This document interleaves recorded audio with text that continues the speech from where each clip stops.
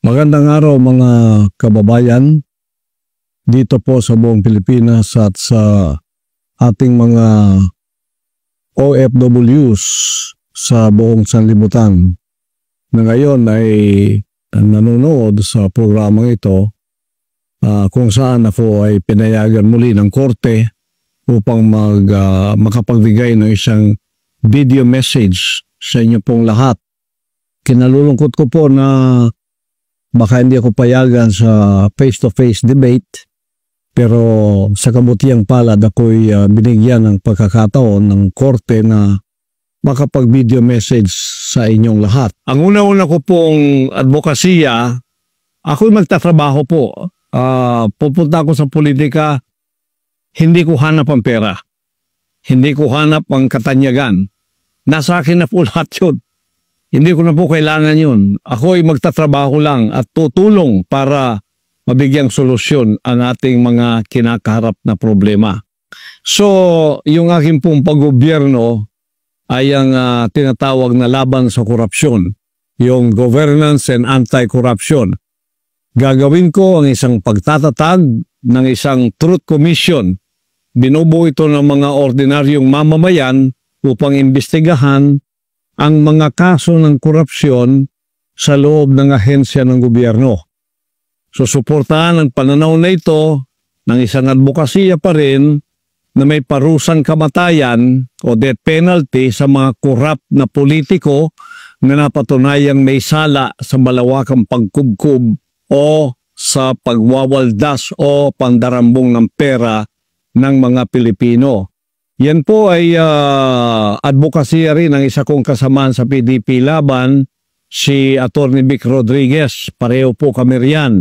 Death penalty at ibinaban niya ang ceiling ng plunder from 50 million naging 1 million na lang po. Kung ako matutupad, kahit po 1,000 lang, kailangan may death penalty na sapagkat ang maliit na pagnanakaw at ang malaking pagnanakaw, pareho lang yan sa harap ng Diyos at sa harap ng batas ng tao.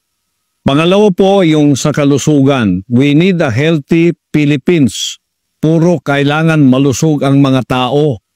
Matanda man o bata man o binata man o dalaga o babae man.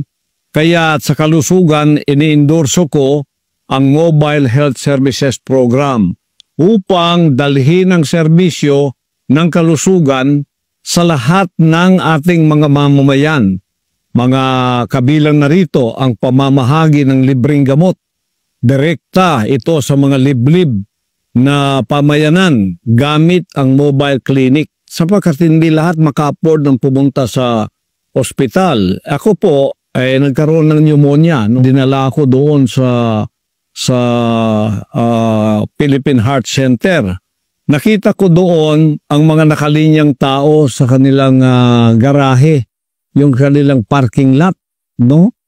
Nagtanong-tanong ako, ang iba doon nasa 1 buwan, 2 buwan, 3 buwan na doon sila. Naghihintay para mapagamot. Hanggang iba namatay na nga. Kaya nasaktan masyado ang aking puso sapagkat ito ang isa sa aking nakikitang hindi inaasikaso ng ating pamahalaan. Kaya nga ang PhilHealth, mahalaga yan. Merong budget pero hindi ginagamit doon sa kalusugan na dapat ito'y ipamigay na libre ang gamot sa lahat ng tao sa Pilipinas. Bilyon-bilyon po ang pera natin yan, ngunit hindi ginagamit sa wasto. So, ipalalawak ko ang saklaw ng PhilHealth upang masaklaw ang mas marami panggamot, outpatient, pangangalaga at mga programa sa pagpapagaling o yung rehabilitation para sa mga pamilyang may mabababang kita. Sapagkat, tingnan ninyo pagka nagkasakit ang isang taong dukha, kung meron man siyang ipon, lahat ng yan ay mauubos. Kung meron man siyang munting ari-arian tulad ng lupa o bahay, ipagbibili pa yan. Kaya nagiging dukha silang lalo dahil dyan sa problemang yan. Meron tayong PhilHealth. Asahan po ninyo, pag ako ay naging senador, inilukluk ako kasama ng aking mga kasamahan sa PDP Laban, ipaglalaban ko ang kalusugan ng ating mga mamamayang Pilipino. Libre gamot, lahat-lahat, pati doktor, pati hospital. Ipaglalaban ko po yan. Malaking laban ito sa Senado. Alam ko marami ang kukontra dito sapagkat hindi naman lahat tulad kong zero corruption. Kaya nga nawawala yung budget ng PhilHealth dahil kinukorap ito na dapat ilagay sa pangkalusugan. Saan nilagay? Sa tulay. Wala ka naman nakitang tulay. At yun ay mali. Itutuhid po natin yan. Kaya ang aking pong advokasya, ayusin natin ang Pilipinas. Ito ay isa ring advokasya ko, pagbabawas ng kahirapan. Poverty Alleviation Program. Magpapasa ako ng Philippine Food Security Enhancement Act na magbibigay ng kapital sa mga magsasaka para sa produksyon ng agrikultura, makapagbigay ng modernong kagamitan sa pagsasaka upang suportahan ang mabisang produksyon, pamamahagi at pag-iimbak ng pagkain. Susulong din natin yung tinatawag na Subsidized Utilities Program upang magbigay ng subsidiya ang gobyerno sa mga bayarin sa tubig at kuryente na nakatuon sa mga pamilyang may mababang kita. Ako, kasama rin ako sa advokasyang ito, ako'y natutuwa sapagkat si Attorney Hinlo merong tinatawag na estate subsidized farming, no? So si Attorney Hinlo meron siyang tinatawag na estate stage farming. Ako ganun din ang advokasya ko. Dapat ang gobyerno ang siyang magbigay ng gabay sa mga ating mga farmers.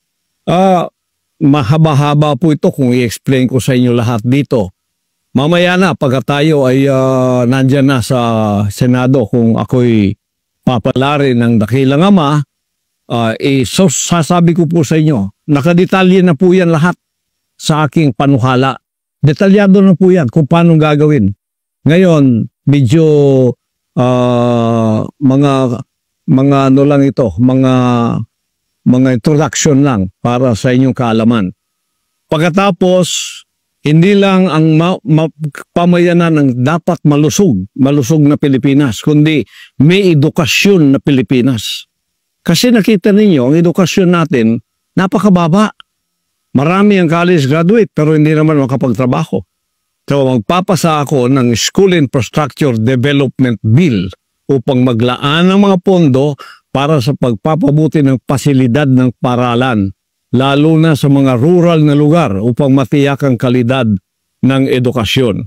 Magpapasa rin tayo ng Patriotic Curriculum Act na naglalayong magbigay ng libreng kalidad na edukasyon na nagtutuon sa pagpapalakas ng pagka-makapilipino at paglaban sa mga negatibong ideolohiya tulad ng mga komunista. Iyan ay aking advokasya kahit sa aking pong paralan na itinayo, ang Jose Maria College Foundation Incorporated. Kita ninyo dyan, napakarami ko na pong advokasya para sa ating mga Pilipinong kabataan para maging lawyer, maging abogado, pipili lang sila ng kurso nila. Iyan po ay libre lahat sa akin pong pangangalaga sa JMCFI. At yan, kung ako ay may luluklok bilang isang senador, palalawakin ko yan.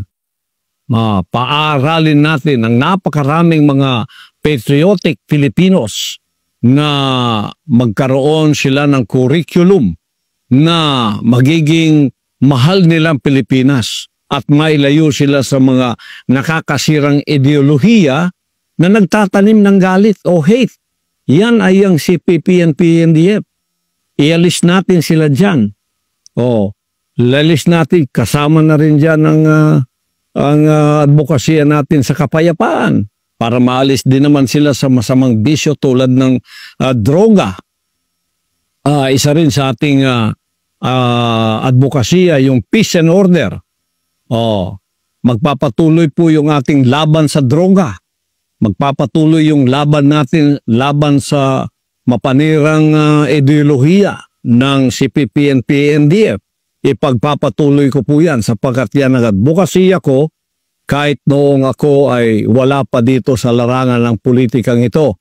Sa akin pong itinayong SMNI nung ako ang chairman dyan, naglaan ako ng 3 oras bawat araw sa laban kasamang bayan upang ang ating pamayanan ay maliwanagan sa mga deception o panlilinlang ng komunistang ideolohiyang itong napakarami ng namatay sa loob ng 50 taon.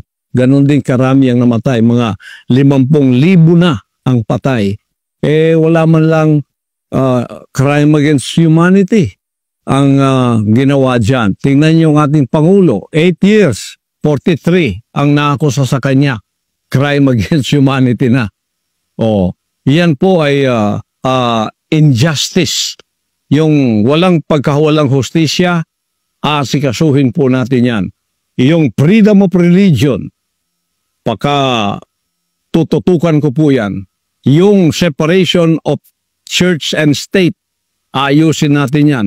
At ang hustisya, ibibigay natin dyan sa larangang yan. Sapagkat ang aking kongregasyon at ako ay nakatikim na po ng injustice. Biro ninyo, nilapastangan ang aming compound. Nilapastangan ang bahay-sambahan. Wala naman silang matuwid na katuwiran upang pumasok at lapastanganin ang mga banal na dakong tulad nito. Kaya ipaglalaban ko ang religious freedom.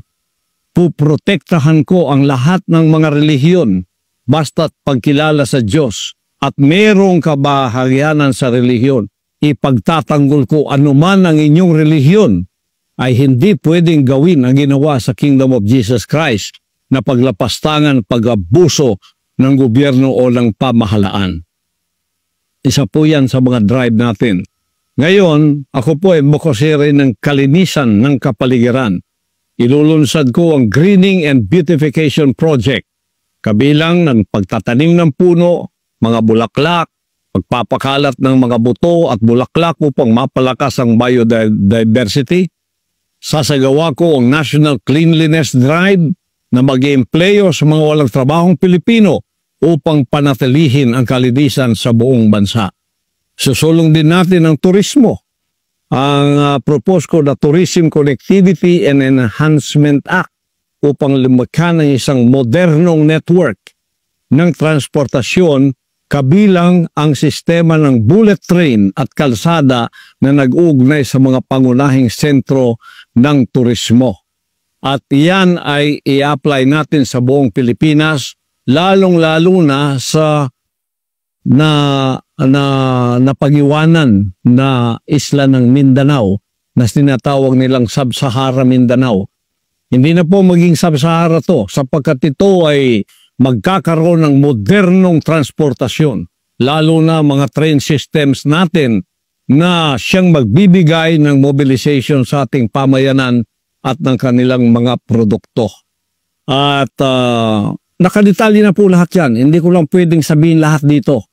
Ito lang mga headings ang sinasabi ko para sa inyo. Pagkatapos, ang kapakinabangan ng mga OFWs natin. Lilikha ko ng OFW Retirement Security Act na magtatatag ng isang mandatoring pensyon na may kontribusyon ng gobyerno at ang employer.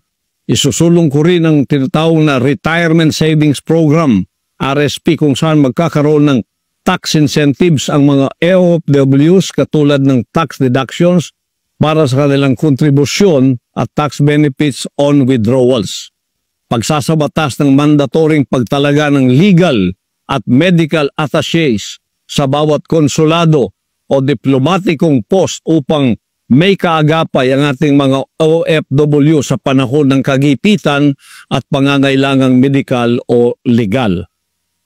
Yan ang aking mga iilan lamang sa mga advokasya ko.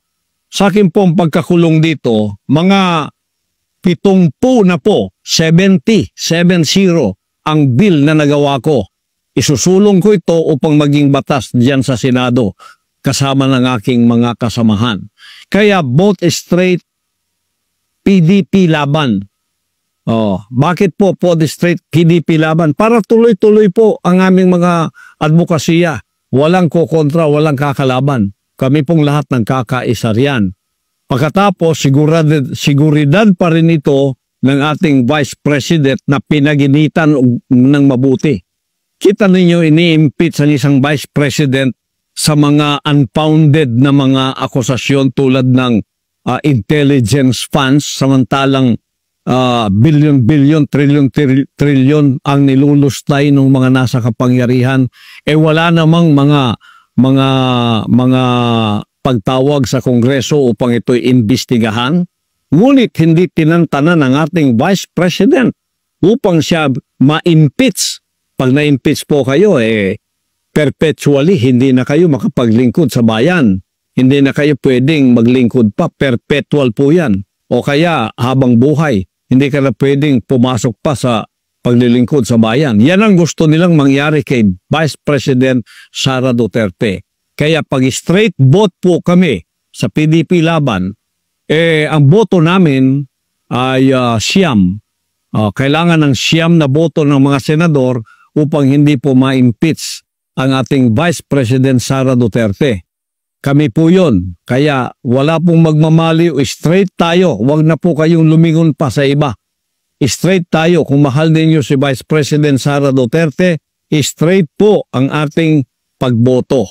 At yan ay meron kaming special sample ballot na ipamimigay sa inyo para hindi ninyo makalimutan ang mga pangalan at number noong aking mga kasamahan. Ako po si Pastor Apollo Kibuloy, number 53 sa inyong balota. Huwag po ninyong kalimutan, number 53 sa inyong balota. Si Jimmy Bondok po, number 10. Si Bato de la Rosa, number 22. Si Bongo, number 28. Huwag ninyong kalilimutan. Si JB Hinlo, number 30. Si Raul Lambino, number 34. Si Rodante Marcoleta, number 38. Si Doc Marites Mata, number 42. At pagkatapos, number 56 po, si Atty. Vic Rodriguez. At number 58, si Salvador Philip Philip Salvador, number 58. At ako po, ang inyong lingkod, Pastor Apollo Kibuloy, number 53 sa inyong balota. Straight po, huwag na kayong lilingon pa sa iba para ito'y magamit natin. Alam ko itong aking makasamahan dito, katulad ko sa advokasya. Hindi kami pwedeng baguhin ng pera. Hindi kami pwedeng suhulan ng pera. Hindi kami pwedeng kumbinsihin na kumampi sa mali dahil sa pera. Hindi po. O kaya sa pabor. Napatunayan na po natin yan. Sa panahon ng ating kagipitan, hindi po namin iniwanan ang ating Pangulong Duterte. Kahit na ako'y pinahirapan, tinanggalan ng SMNI ng unlimited suspension. Hindi lang matanggal-tanggal yung franchise ng SMNI. Kaya ang kanilang suspension indefinite. Biro ninyo, inalis nila yung aming pre-TV. Daming istasyon yan, 18 istasyon. At ilang mga pre-TV sa buong Pilipinas. Biglang-bigla ginanon nila, wala naman sa batas yun. Pero silang batas ngayon eh. Walang batas-batas sila. Basta sinabi nila, yun ang tutuparin nila kahit may batas wala. Ang isa lang sasabihin nila, sige, magsumbong kayo sa korte. Sa korte na tayo magkikita. Sa 16-day SIDS, ang dala. Isang warrant of arrest, hindi naman pangalan ko, hindi address ko. Sinabi ng mga lawyer ko, against the law yung ginagawa ninyo. Hindi naman dito si pastor. Hindi, sa gusto nyo dilip. Hindi, papasok kami. Pumasok, 16 days pa. Kung may reklamo kayo, sa korte kayo pumunta. Ganon ang panahon ngayon. Babaguhin po natin ang pang-aabusong yan. Kaya kailangan po natin straight PDP laban para sa ating Vice President, hindi ma-impeach. Tingnan po ninyo ang nangyari ngayon sa ating Pangulong Duterte. Ang sinabi ko na sa inyo na ako ay gustong extraordinary rendition ng mga puti nung mga panahong ako'y umiiwas. Hindi nila ako nakuha. Ngayon, binigyan ako ng garantiya ng dalawang kinatawan sa gobyerno na walang rendition, kaya lumitaw ako. Ngayon harapin ko sa korte. Kasi nung wala pang garantiyang yan, siguradong ibibigay nila ako sa kamay ng mga puti. At ganitong gagawin nila sa ginawa ni Pangulong Duterte. Kaya ang kapalaran ko at kapalaran ng Pangulong Duterte ay pareho. Nakakulong kami. Nakulong siya doon sa The Hague, ako nakulong din dito, at ito ay walang mga prosesong tama. Ngunit ito itatama natin pagdating ng panahon. Kaya ako po ay narito pumasok sa magulong politikang ito, hindi upang magkapera, hindi upang kumamal ng pera, o kaya maging tanyag, hindi po. Magtatrabaho po ako tulad ng ako'y nagtrabaho sa Kingdom of Jesus Christ. Zero corruption, pagpapaunlad ng mga sinasakupan ko, na kung uunlad ang aking pamamahala sa isang organisasyon, uunlad ang lahat. Wala pong personal interest. Kaya idinimanda ako, sinanksyon ako para maipit ang aming mga propriedad, ang lahat ng nakapangalan daw sa akin, babawiin nila. Biro mo ka-injustice niyan. Pagkatapos sinuri nila, ni isa walang nakapangalan sa akin, ngunit gusto pa rin nilang kunin ang mga propriedad ng bansang kaharian.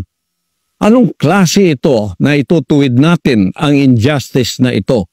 Hinahanap, hindi lang ako, kundi pati gold, pati property ng bansang kaharian. Papayagan ba natin ito ay magpapatuloy? Hindi po. Kaya para maituwid natin ang hindi tama, ang baluktot, para maituwid natin, straight po ang ating boto, PDP laban. Upang may pakita natin sa bansang ito na ang pamamahala tulad ng ginawa ng ating Pangulong Duterte sa 6 na taon ay may pagpapatuloy natin. May susulong natin kasi yan ang dahilan kung bakit tayo bumoto sa unit team noon. Ito ay continuity daw. Ngunit wala pang 3 taon pinutol na yung pangakong yon at alam natin ngayon kung anong kaganapan. Lahat ng ayaw, suspended. Lahat ng ayaw, suspended. Dito, suspended doon. Binabantayang maigi. Hindi tayo makahinga ng maluwang sa ating demokrasya. Sa katotohanan lang, ang demokrasya natin ngayon parang wala na. Kundi tatayo ang tulad ng PDP laban at ang mga kinatawan nito na inyong iboboto sa Kongreso, ay tuloy-tuloy na pong mawawala ang ating demokrasya at ang ating bansa. Huwag po nating gawin yon. Kaya straight po kayo, PDP laban, at pagpalain kayong lahat ng ating dakilang ama. Panalain natin ang ating Vice Presidente, Sara Duterte, at kasama na rin ang ating Pangulong Duterte. Ngayon ay kinulong doon sa The Hague. At ako'y ipatuloy ninyong ipanalangin na pagkatapos ng mga hearing na ito, makikita ninyo kayong mga lahat ng naniwala ay maliliwanagan kayo pagkatapos nito. Sana before pa naliwanagan na kayo sapagkat pagka ako'y dineclare na inosente ng korte, mapapahiya kayo kasama ng mga nag-akusa sa akin. Kaya manalangin po tayo. Ito yung dapat din sa Pilipinas. Huwag nating kalimutan ang Diyos na makapangyarihan ng gumawa sa atin. Huwag natin siyang kaligtaan. Pasalamatan natin siya sa lahat ng ating mga pagkakataong may buhay pa tayo. Ibigay natin ang lahat ng kapurihan at kapasalamatan sa kanyang lumikha ng lahat sa atin. Kasi kung wala tayong connection sa kanya, itong lahat ng ating mga material, financial o politikang pinag-uusapan, wala pong mga kwenta ito. Mamamatay din tayo, haharap din tayo sa kanya. Kaya huwag ninyong kaligtaan sa panahong ito ang ating dakilang may kapal. Ibigay natin ang lahat ng kapurihan at kapasalamatan sa kanya na anuman ang pinagdadaanan natin. Kung tayo ay may mabuting puso, may mabuting kalooban, hindi niya tayo pababayaan. Tayo pa rin ang magtatagumpay sa huli ng ating mga buhay. At para sa bansang Pilipinas, naniniwala akong ang gabay ng dakilang ama ay pagkakaloob niya sa bansang ito. Lalo na gagabayan kayo o itong 10 na PDP laban senatorial slate. Diretso na po tayo. Huwag na tayong lumiko, huwag na tayong lumingon sa iba, diretso na po. Straight ang boto ninyo, PDP laban lahat. Para tayo'y mananalo sa larangan ng ating pamahalaan at ng ating bansa. Mabuhay po kayo, mabuhay ang Pilipinas, at mabuhay tayong lahat. Ang kapurihan ibinabalik natin sa dakilang Diyos. Amen.